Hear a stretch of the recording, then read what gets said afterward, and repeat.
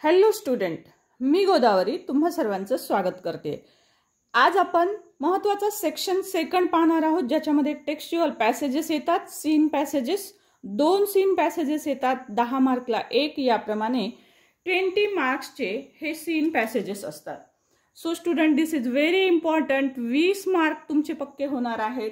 Many tricks मी तुम्हाला सांगणार आहे। या ट्रिक्सच्या मदतीने तुम्ही सहज उत्तर शोधू शकणार आहात। आणि महत्त्वाची गोष्ट म्हणजे खूप पटपट उत्तर सापडावे लागतात आणि तशा पद्धतीने कसं शोधायचं हेही मी तुम्हाला सांगणार आहे। चला तर मग जास्त वेळ न घालवता सुरुवात करूया। याचा पेपर पॅटर्न जर म्हणाल तुम्ही की कशा पद्धतीचे प्रश्न यामध्ये येत असतात, तर पहा, पहिला प्रश्न जो दिसतो तुम्हाला जसा इथे दाखवलाय A1 मध्ये, सो प्रत्येक बीट जे असतो पॅसेज मधलं ते 2-2 मार्कांना येतं।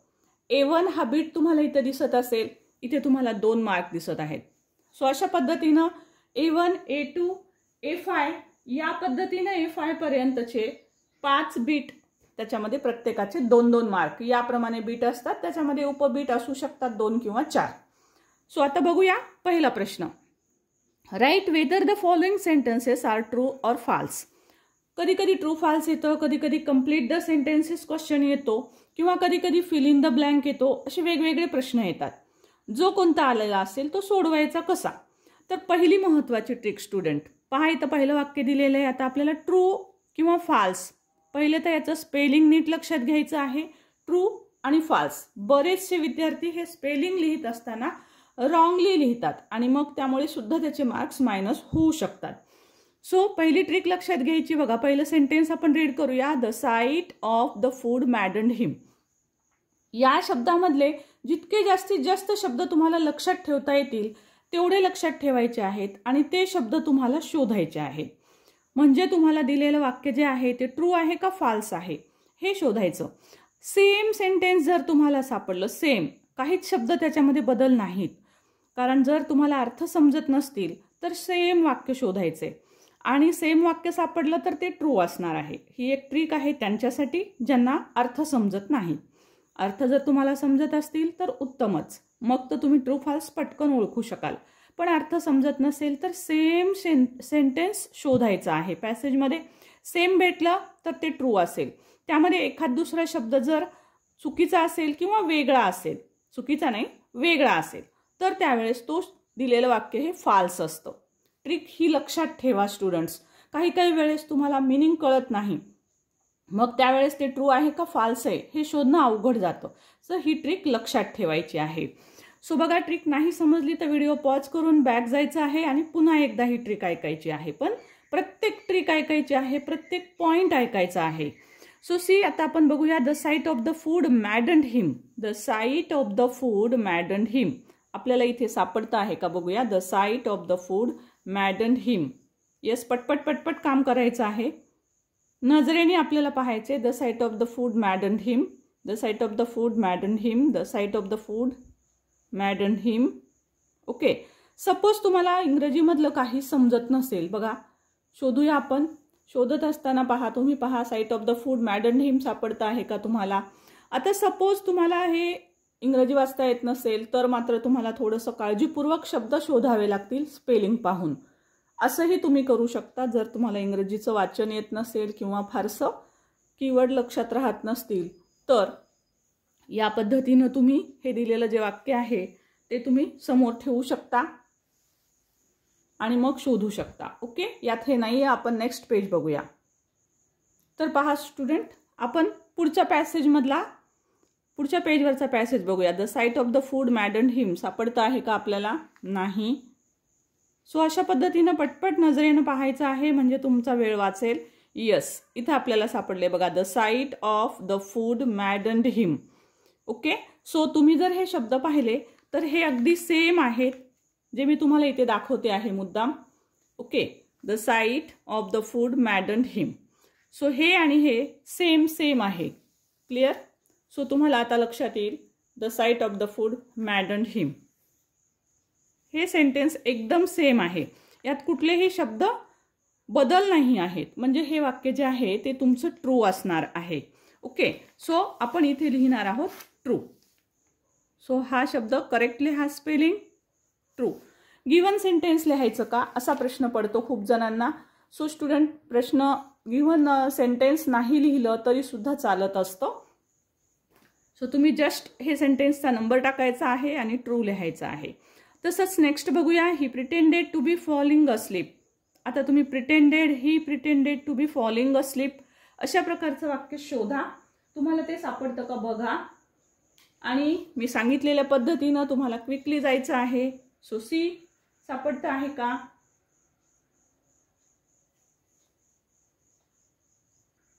येस स्टुडंट, पहा बघूया. He pretended to be falling asleep quickly शोधायचं आहे. Yes, and pretended to be falling asleep. So तुम्हाला इथे सेंटेन्स सापडेल.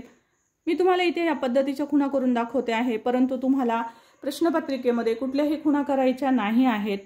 तुम्हाला समजावं म्हणून मी इथे दाखवते आहे. सो हे वाक्य बघा आता. He pretended to be falling asleep हे ट्रू आहे. सो इथे आपण या पद्धतीनं ट्रू असा आन्सर लिहिणार आहोत.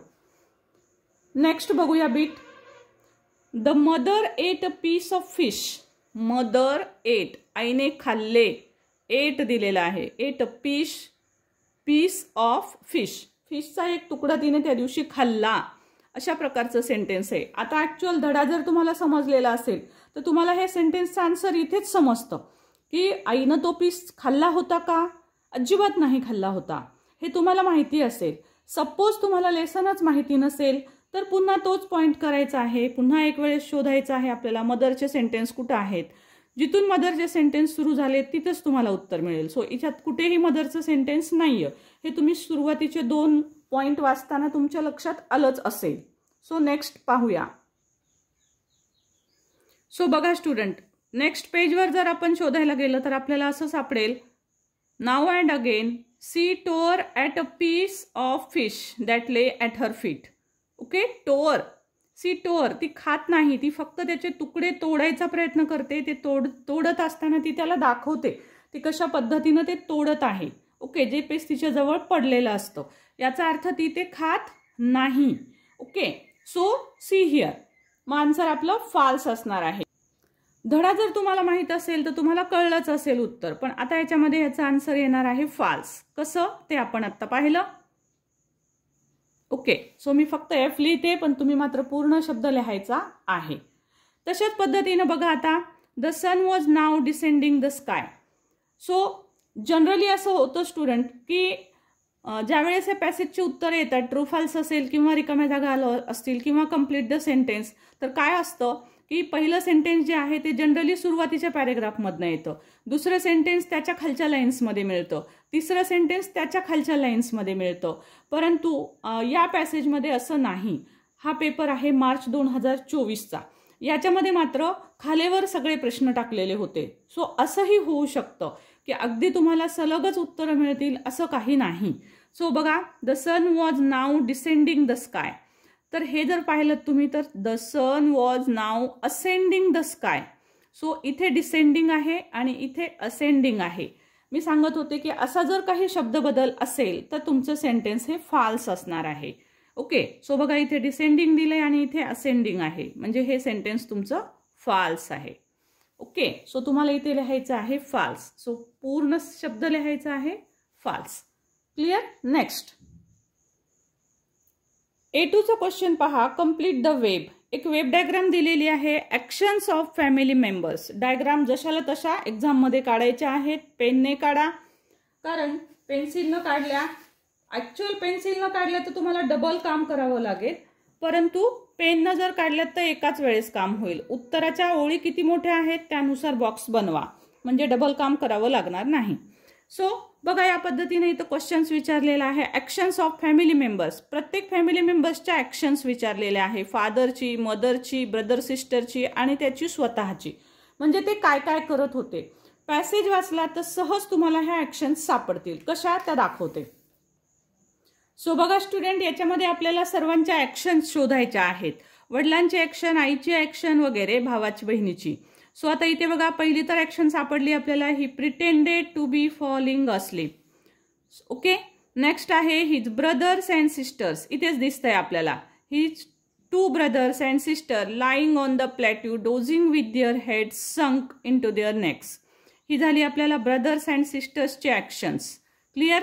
नेक्स्ट आहे his father was preening the feathers. झाली. वडिलांची ॲक्शन सुद्धा सापडली. His father was preening the feathers. Clear. So 3 action आपल्याला सापडलेल्या आहेत. And the next one is mother. Okay. So पाहूया मदरची ॲक्शन. सो बघा आई काय करत होती. His mother was looking at him.